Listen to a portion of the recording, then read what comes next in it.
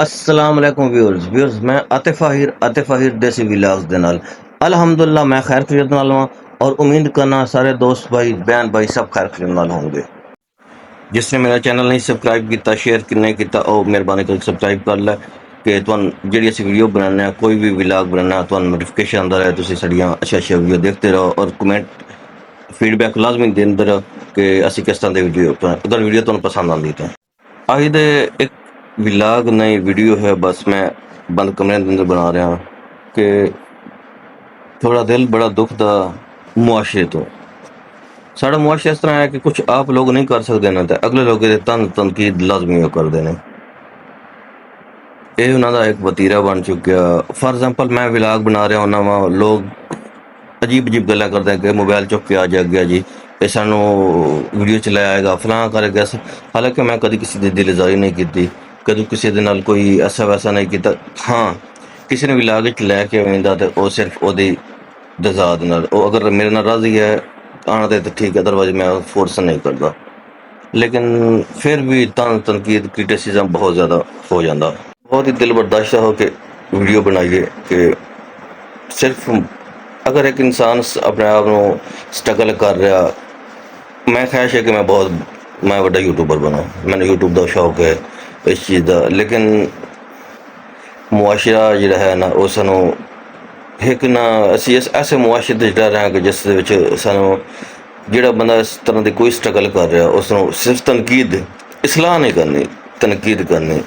वो लोग सिर्फ चाहते होंगे कि बंदा डिग्रेड किया जाए। और मैं किसी का नाम नहीं लेना चाहता, बहुत सारे मुआशरे लोग हैं डेली बेस पर मिलते हैं तो वह बंदे बहुत डिग्रेड करते, बंदा दिल बर्दाश्त होंदा परेशान होंदा।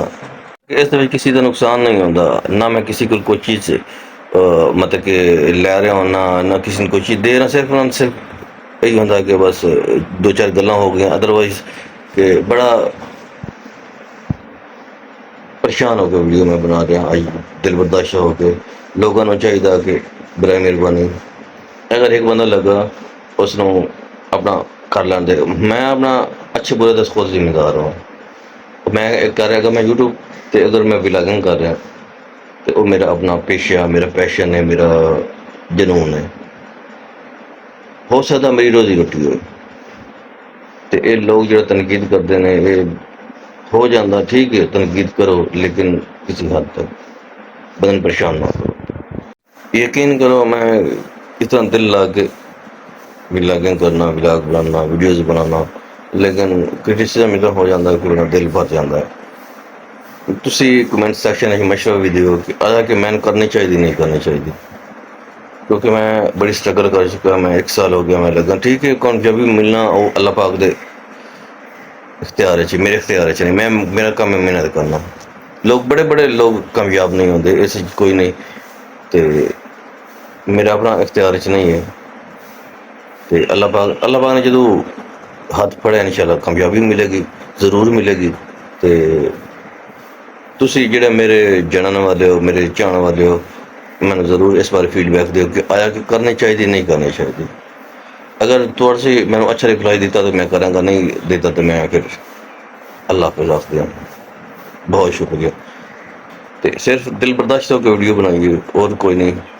अल्लाह पाक सब को खुश रखे, सब दे अल्लाह पाक नसीब अच्छे बनाए। तो कोई व्लॉग बनाने दिल लगे बस एक मैं अपने जितने चाहने वाले उन्होंने गल शेयर कर ली है। यही मेरा व्लॉग है अज का, यही मेरा सारा कुछ है। बड़ी सपोर्ट की जरूरत है बस, और कोई चीज़ नहीं। बहुत शुक्रिया। हंसते रहो बसते रहो, मेरा ऊँचियाँ टालें चलो। बहुत शुक्रिया।